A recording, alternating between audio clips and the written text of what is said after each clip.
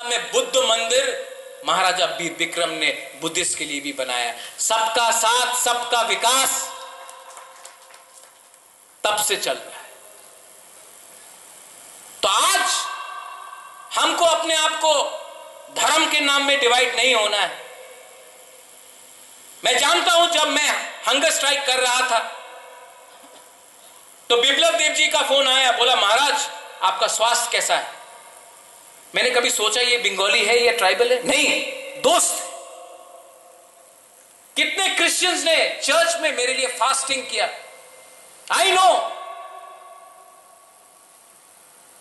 मुसलमान ने मस्जिद में दुआ मांगा, एक बुद्धिस्ट मंक आकर मुझे कुछ देकर गया, पूजा भी हुआ, हवन हुआ। त्रिपुरा का यह कल्चर नहीं है।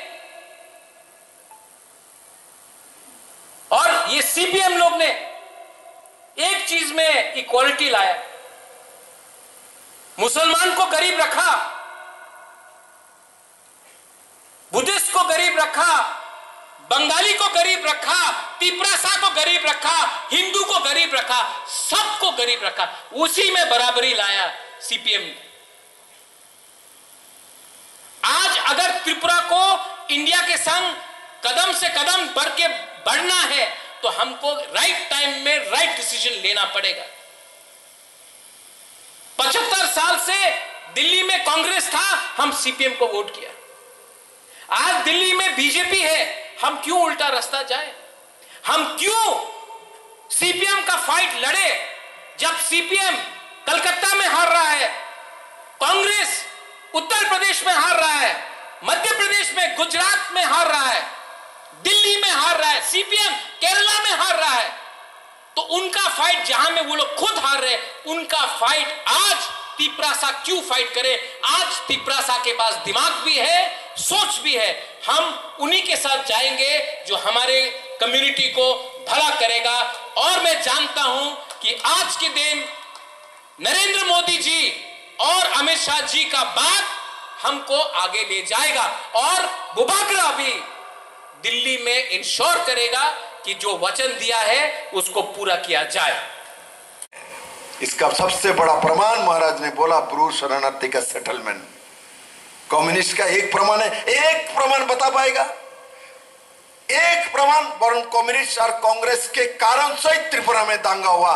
दोष इधर उधर दे देता है, किसी का दोष नहीं, इन दोनों के पॉलिटिकल क्राइसिस के कारण से हुआ है, पॉलिटिकल एम्बिशस और उनके रणनीति के कारण से हुआ है, और जनजाति के साथ जो अन्याय कम्युनिस्ट कर रहे थे उसके कारण से हुआ है। मेरे मित्रों, आज देखो इस राम मंदिर को लेकर मैं इसलिए बताऊंगा, 550 साल से लाखों करोड़ों लोगों का हिंदू मुसलमान में झगड़ा हुआ, दंगा हुआ, कितने घर जल गया, कितने लोग मर गए, चाहे वो हिंदू हो मुसलमान हो, है तो भारतीय है ना, इस देश का है ना। किंतु मैं नरेंद्र मोदी को सैल्यूट मारता हूं, आपने राम मंदिर बना दिया। जब बनाया तब क्रिश्चियन भी हुआ थे, हिंदू भी थे, बौद्ध भी थे, जैन भी थे, सिख भी थे, हर भारतवासी का प्रतिनिधि अयोध्या में थे और बिना रक्तपात आपने राम मंदिर निर्माण कर दिया। मेरे मित्रों, इसलिए इस देश में नरेंद्र भाई मोदी जैसा ही प्रधानमंत्री चाहिए जो देश को संभाल सकते हैं।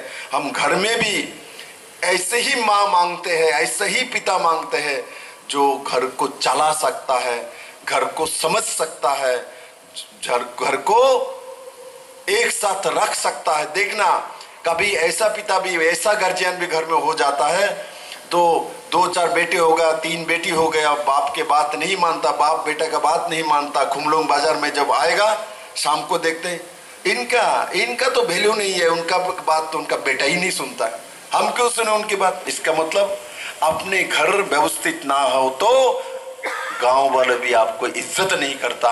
इसलिए जब हम ऐसे व्यक्ति को इज्जत नहीं देते, इसलिए हमारा घर चलाने वाला राहुल गांधी जैसा चाहिए।